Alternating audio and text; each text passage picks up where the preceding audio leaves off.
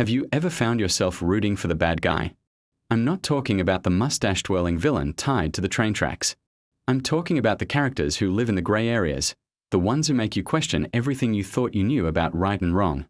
Think about the Joker, Leon the Professional, or even Snake Plissken from Escape from New York. These aren't your typical heroes. They are anti-heroes. They're flawed, morally ambiguous, and sometimes they're downright dangerous. Yet, we can't help but be drawn to them. Traditional storytelling has a pretty clear formula, right? It's called the hero's journey. A noble hero gets a call to adventure, faces trials, defeats evil, and returns home transformed, usually with a medal and a parade. It's comforting, predictable, and we've seen it 1,000 times. But anti-hero stories? They take that formula, crumple it up, and toss it out the window. They completely subvert our expectations. Instead of a clear path to victory, we get a messy, complicated journey where the lines between good and evil are blurred beyond recognition. This is where things get really interesting. In a standard hero story, the good guy always wins. It's the rule. But what happens when that rule is broken? Think about the end of the movie C-7EN. Detective Mills, our hero, is utterly broken, and the villain, John Doe, achieves his master plan from beyond the grave. Or consider No Country for Old Men, where the relentless, terrifying Anton Chigurh just walks away. There's no final showdown, no justice served. Just the chilling reality that sometimes evil wins. This shock factor is powerful.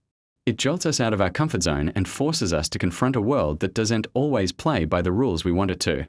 It's unsettling, but it's also incredibly compelling because, deep down, we know it's a more honest reflection of reality. The world isn't always fair, and happy endings aren't guaranteed. These films dare to show us that. So why do we find ourselves on their side? Why do we root for characters like Arthur Fleck in Joker? It's because these anti-heroes act as a dark mirror to our own world. They reflect our own imperfections, our frustrations, and the darker impulses we'd never act on. Arthur Fleck isn't just a villain. He's a product of a society that neglected and ridiculed him. When he finally snaps, a part of us, a very uncomfortable part, understands why. We don't condone his actions, but we see the humanity buried beneath the madness. We see the pain that forged the monster. These characters operate with what you might call a delusion of justice. They have their own twisted moral compass, and in their minds, their actions are completely justified. Travis Bickle in Taxi Driver believes he's cleaning up the filth of the city. Walter White in Breaking Bad convinces himself he's doing it all for his family.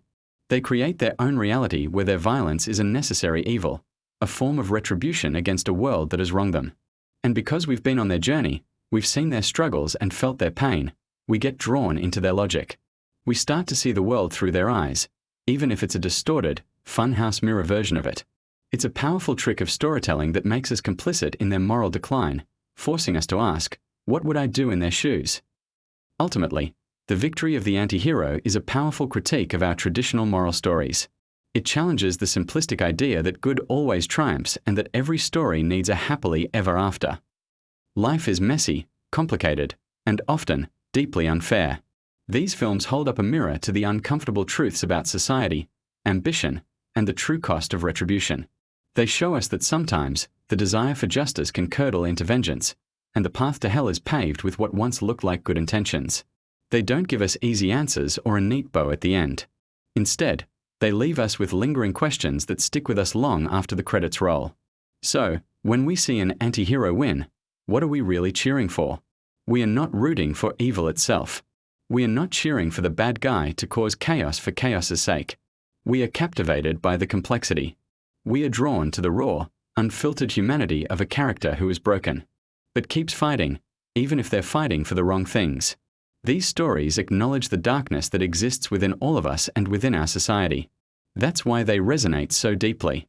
A traditional hero's victory feels good for a moment, but an anti-hero story, with all its moral ambiguity and unsettling conclusions, stays with you forever. It makes you think, it makes you question, and it reminds you that the most interesting stories are rarely black and white. Thanks for watching. If you enjoyed this deep dive, make sure to subscribe for more.